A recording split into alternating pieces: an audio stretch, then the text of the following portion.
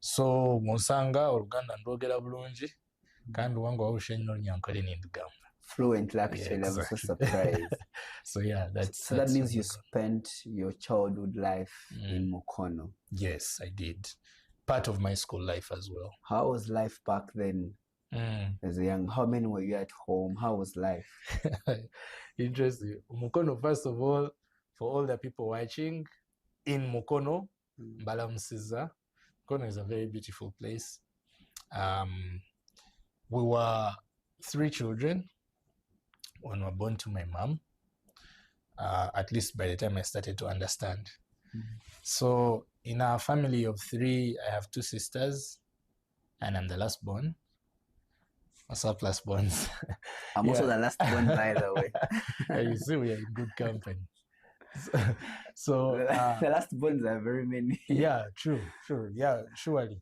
But now it's changing because there are more people being born. But in Buguju, when I grew up, I think our village had about 6 homes at most. So we knew each other. It was a very little and sweet and loving community. We were all raised by the community. So my mother's friends, community. Yeah, sure. My mother's friends had no problem instilling discipline in us when we were younger. And our home was by the road. So you had to move up to the road to buy stuff at the shop and stuff like that. Count the cars which are passing. We rarely saw cars. There was only one person who had a car at that time in the village. And he was on the other side of the hill, so sometimes we would use the other side of the road and would never see him. But a few times we would pass by home, and as I was taking these kids to school, we had one nursery school in the area, so I was at school with his daughters, and sometimes I hitched the ride. But my point was that as you walked along the road to go to pick something, you had to kneel down. Every homestead you passed, you had to kneel down and greet the elders you found seated outside. Even boys could kneel. I was kneeling. That was my mother's rule. Everyone had to kneel. So you kneel on the way up, and then you kneel on the way back down, on the way back home. You had to do it twice. If you didn't, there was the fear that they would tell mom.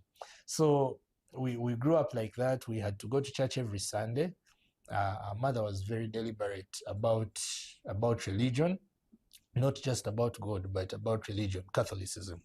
So we had to go to church every Sunday, and every time we came back from church, mom and dad would ask us, what did they teach in church today? What did the priest preach in his homily? So you had to know those things. And then when time came to go to school, to boarding school, for example, before you go, when you finished showering, had lunch, you're dressed up in the uniform, you had to go around the village again to say goodbye to everybody and tell them, now I've gone to school. So they know, in case they are not seeing you around, they know where you are. So it was a nice place. I think the teachers in my nursery school were friends to my mom. I was actually part of the very first class of that nursery school. So it was not hard just to phase in because everybody knew everyone.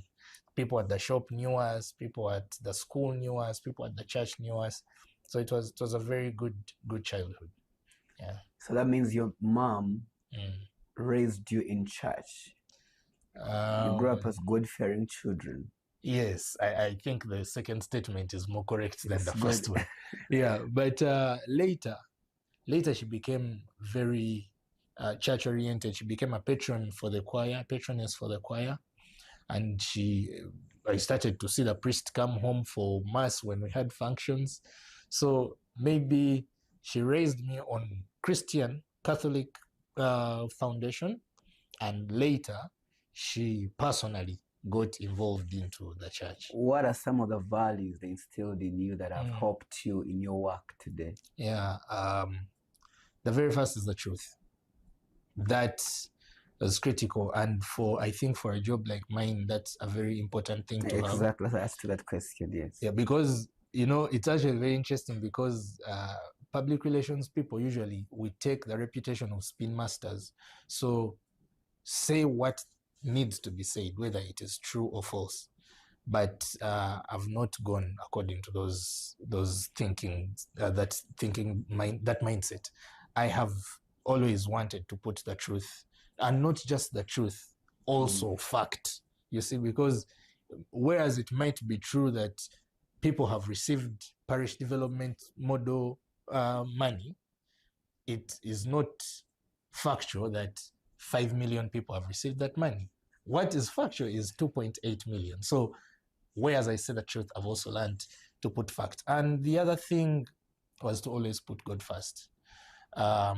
Later in life, I think, as we shall discuss, we shall see, I deviated from some of the core principles of religion, but I never deviated from the belief in God as my creator and the one who controls everything. So I think the church, the commandment being, I forget it in English because I learned them in Luganda. So that one, I really moved with it. And, So and many you read the Luganda Bible?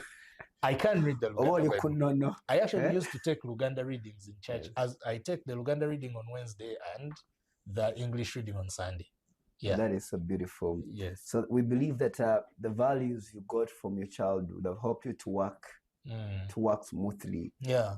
There was one that I've not mentioned, actually. For it wasn't from the church, but it was from mom, and it's also biblical.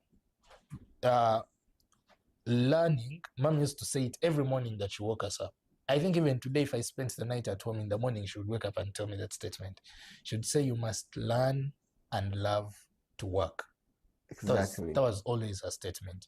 And then I think I've seen it in the Bible, because I don't read much of the Bible, but I read the book of Proverbs from time to time. I read it from chapter 1 to the end. It mentions the value of working hard. And then also in our church, in our Catholic church, we have what they call the 7 capital sins. And one of them is laziness, sloth. It's actually called sloth. So with those 3, it became a value for me to learn and to love how to work. Sometimes I slacken, of course, as a human, but inherently in my mind, that message stuck. Exactly. See, the kind of job that you do, it's very sensitive. Yes. Yeah, if you don't have some of these principles, you can easily fall into the traps, you know that. Yeah. So it's really good if you have them and they're really helping you to work smoothly. So Mr. Sylvester, you've shared with me about your briefly about your childhood background. I would love to know about those moments as a young boy back in Mukono that you faced. For us, there were many children. I don't know about you guys, if you're many like we, but how was life growing up in a family where you're not? That's I laughed because that question always has one particular memory it triggers. But before I go there, my growing up, I think I had forgotten one thing that was quite interesting. Whereas in our Mukono home, we were few, we were the 3 of us. I have an extended family with other siblings that my father had with my other mothers. People call them stepmothers. Yes, but for me, that was not the thing. Growing up, these were all our mothers. And my dad was not even a Muslim. He was a Christian man, but he was also an African man. So at least according to his mind, it was okay to have multiple families, but as the children, as the siblings, because that meant that we grew up with interesting dynamics. Some of us were way older than others were way younger. The children of some of my siblings were, for example, older than me by the time I was getting born. But we had a period in the year where even that family, I could get to experience the siblings there and the love that they had, the different mothers and the love that they had. So that was also critical. It raised me especially well in the sense of respect for elders, because now my brothers and sisters, some of them are way older than me, like I've mentioned. How many were you? Big about 13, I think. 13. Yeah. So would still find the time to meet, and the family is still held together up to date. We've lost our father ever since that time. Sorry. But actually he died a very long time ago, 2011.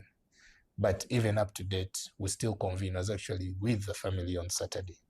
So we have that unity. And I think it's an interesting aspect for debate in a show like this one, where one man, one wife is emphasized. But exactly. To my memories, there's a very interesting memory I have with my sister. She's called Sylvia. When we were younger, we were in different schools. She was in a single-sex girls' school for primary, as in a single-sex boys' school. So one time we are home, and as children, debate just breaks out, and whose school is better. And she said something about my teachers. Said the teachers in your school are very stupid. I'm like, what? Did you say the teachers in my school are stupid? Before I knew it, I had a brick in my hand, and as chasing her all over the village for saying that the teachers in my school are stupid. So as I chase her around the hill, and she was a bit faster than me then.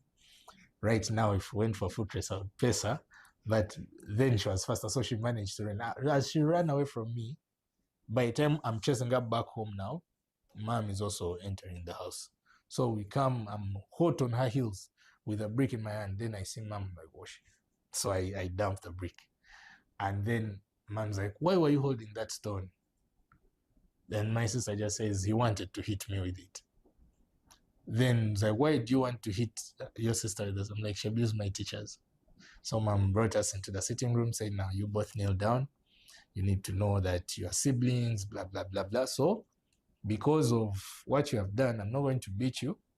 I'm going to get a stick and you're going to beat each other. Then you'll forgive each other after. It was a kind of King Solomon moment for her. I can because imagine. in my mind, where I was studying at that time, they used to cane us a lot. So we had mastered the art of tying. Yeah, those who don't know, if you know, you know. You tie. And they beat you like 4 or 5 times and you don't feel anything. So I handed my sister the stick first because I knew I was going to tie. And after, I would beat the lights out of her. So when she got the stick to beat me, she just tapped me once. And then mom is like, are you done? She's like, yeah. Then now it was my turn. And I got up with all this rage. I'm like, yes, that's all you could do. You're going to fail me. But in that moment, I realized that she could have hit me real hard. And she didn't. So it was only fair that I also don't hit her hard. So I did the same thing. I just tapped her a bit. And then my mom laughed. Was like, so why were you complaining? Why were you fighting each other the whole time when you've actually now got the chance to express your anger? You haven't. And my sister said, because I've forgiven him. I'm like, okay, because I've forgiven her too. And that was it. So it's a memory I'll always have. Yeah. Yeah, and you learn from that to forgive.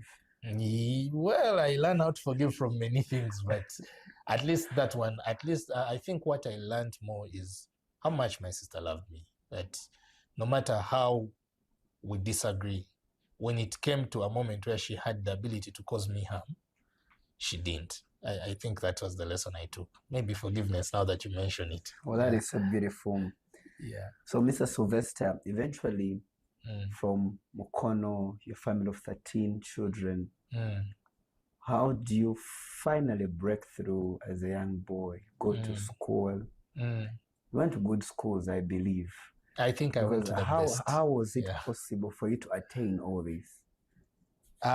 First, I think I was a lucky child. I think I'm still a very lucky person.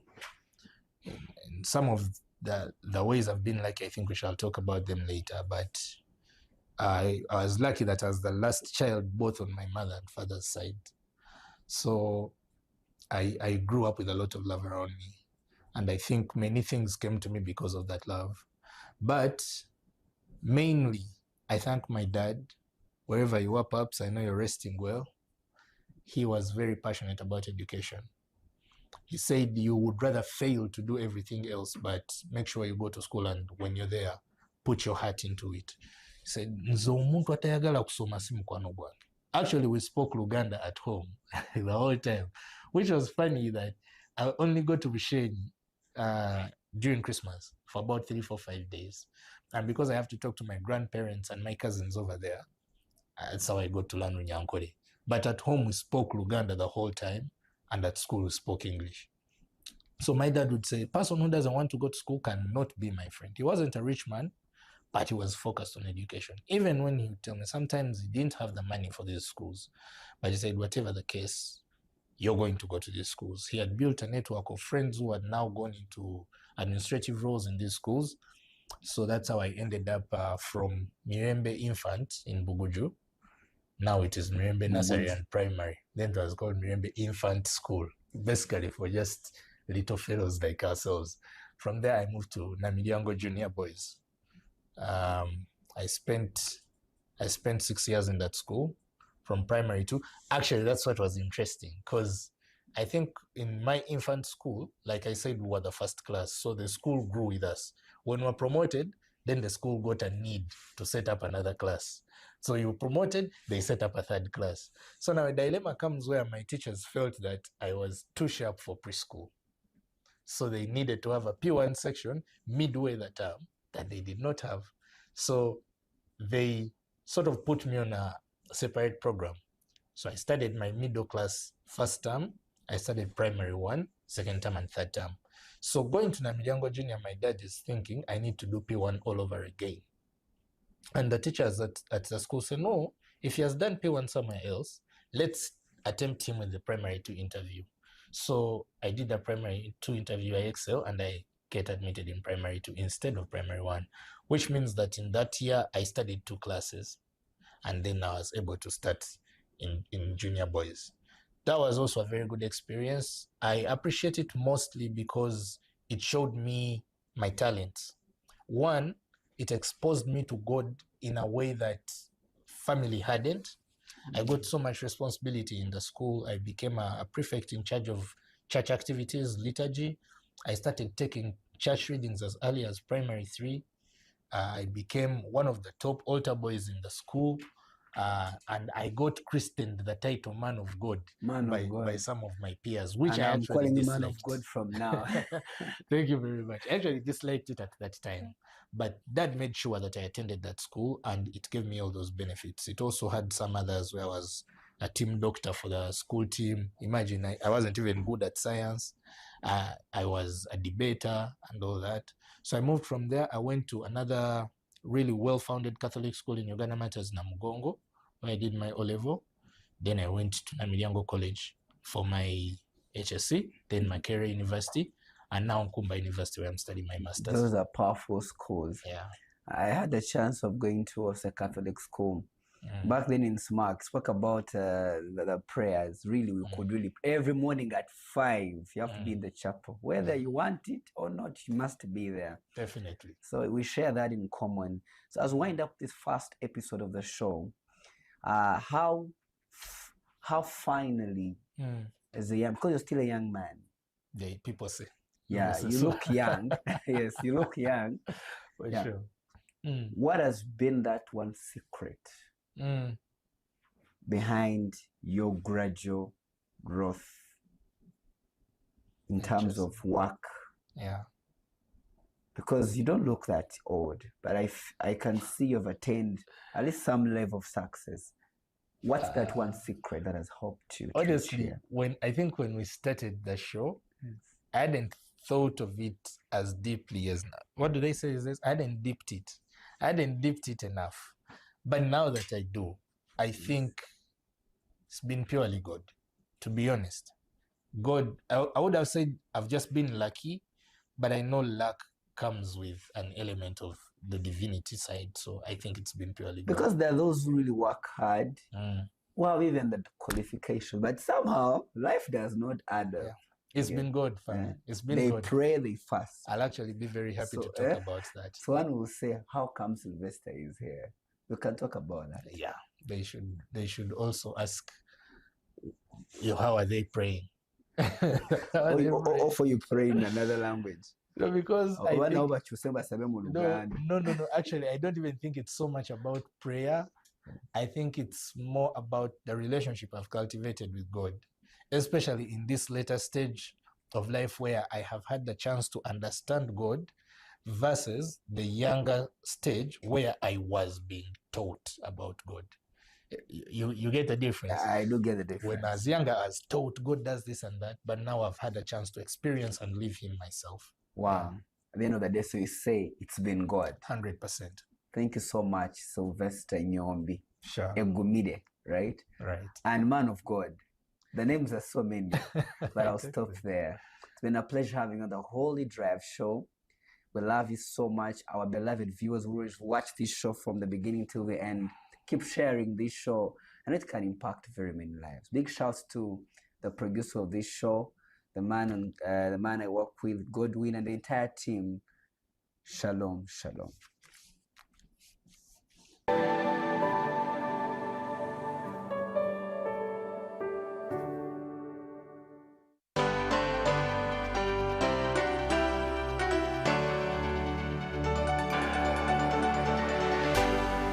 UBC, inspiring Uganda.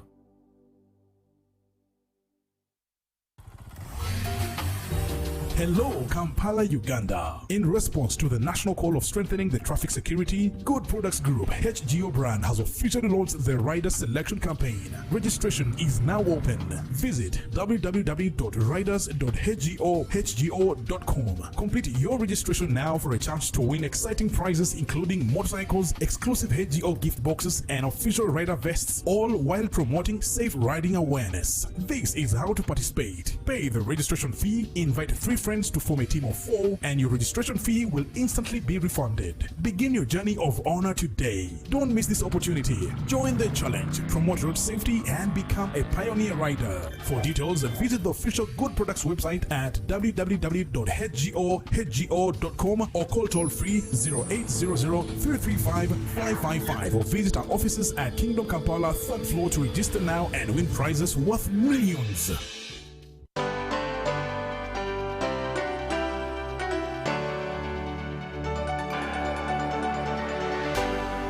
UBC, inspiring Uganda.